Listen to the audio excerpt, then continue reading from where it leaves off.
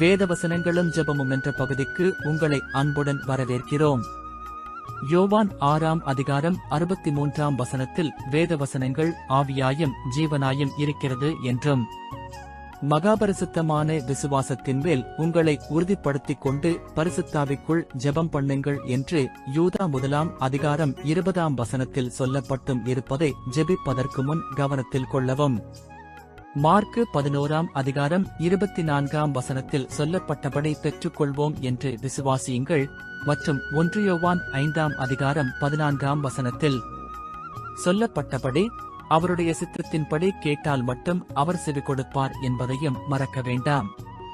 ஆகையால் யோவான் 6ஆம் அதிகாரம் 63ஆம் வசனம், யூதா 1ஆம் அதிகாரம் 20ஆம் வசனம், மார்க்கு 11ஆம் அதிகாரம் 24ஆம் வசனம், 1 யோவான் 5ஆம் அதிகாரம் 14ஆம் வசனம்.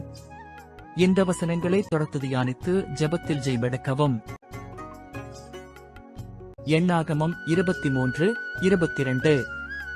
தேவன் அவர்களை எகிப்திலிருந்து புறப்பட பண்ணினார், காண்டாமிருகத்துக்கொத்த பலன் அவர்களுக்கு உண்டு. எண்ணாகமம் 24:8.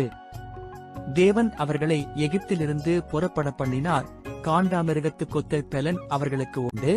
அவர்கள் தங்கள் சத்துருக்களாகிய ஜாதிகளை பட்சித்து அவர்கள் எலும்புகளை நொறுக்கி அவர்களை தங்கள் அம்புகளாலே எய்வார்கள். உபாகமம் 34:7. மோசே மரிக்கிற போது 120 வயதாயிருந்தான். அவன் கண் இருளடையவுமில்லை, அவன் பெலன் குறையவுமில்லை.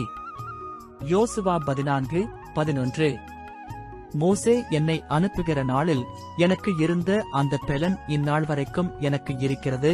யுத்தத்துக்கு போக்கும் வரத்துமாயிருக்கிறதற்கு அப்போது எனக்கு இருந்த பெலன் இப்போதும் எனக்கு இருக்கிறது.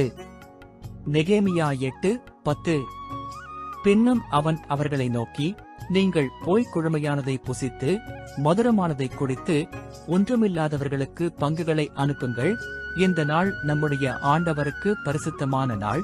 விசாரப்பட வேண்டாம், கர்த்தருக்குள் மகிழ்ச்சியாயிருப்பதே உங்களுடைய பெலன் என்றான். சங்கீதம் 29:11. கர்த்தர் தமது ஜனத்திற்கு பெலன் கொடுப்பார். கர்த்தர் தமது ஜனத்திற்கு சமாதானம் அருளி அவர்களை ஆசீர்வதிப்பார். நீதிமொழிகள் 24:10. ஆபத்து காலத்தில் நீ சோர்ந்து போவாயானால் உன் பெலன் குறுகினது. ஆபகூக் 3:19. ஆண்டவராகிய கர்த்தர் என் பெலன், அவர் என் கால்களை மான்கால்களைப் போலாக்கி உயரமான ஸ்தலங்களில் என்னை நடக்க பண்ணுவார். இது நெகினோத் என்னும் வாத்தியத்தில் வாசிக்க இராகத் தலைவனுக்கு ஒப்புவிக்கப்பட்ட சங்கீதம். வெளிப்படுத்தின விசேஷம் 3:8. உன் கிரியைகளை அறிந்திருக்கிறேன், உனக்கு கொஞ்சம் பெலன் இருந்தும் நீ என் நாமத்தை மறுதலியாமல் என் வசனத்தை கை கொண்டபடியினாலே இதோ திறந்த வாசலை உனக்கு முன்பாக வைத்திருக்கிறேன், அதை ஒருவனும் பூட்டமாட்டான். 2 கொரிந்தியர் 12:9. அதற்கு அவர், என் கிருபை உனக்கு போதும், பலவீனத்திலே என் பலம் பூரணமாய் விளங்கும் என்றார். ஆகையால் கிறிஸ்துவின் வல்லமை என்மேல் தங்கும்படி என் பலவீனங்களை குறித்து நான் மிகவும் சந்தோஷமாய் மேன்மை பாராட்டுவேன். பிரியமானவர்களே, நாம் தேவனுக்கு உண்மையாயிருந்து அவர் வழியில் நடக்கும்போது நமக்கு காண்டாமிருகத்துக்கொத்த பெலன் இருக்கும். மோசேயும் யோசுவாவும் தேவனுடைய வீட்டில் உண்மையாய் இருந்தபடியினால் அவர்களது முதிர் வயதிலும் அவர்களுடைய பெலன் குறையவில்லை என்று வேதம் சொல்லுகிறது. அப்போஸ்தலனாகிய பவுலும் தேவனுக்கு உண்மையாய் ஊழியம் செய்தபடியால் அவனுடைய பலவீனத்தில் தேவனுடைய பலம் அவனுக்கு பரிபூரணமாய் இருந்தது என்று நாம் அறிவோமல்லவா? மேலும் உபத்திரவ காலத்தில் நாம் சோர்ந்து போனால் நம்முடைய பலன் குறுகிப் போய்விடும் என்று வேதம் சொல்வதால் கர்த்தருக்குள் நாம் எப்பொழுதும் மகிழ்ந்திருந்து பலனடைவோம்.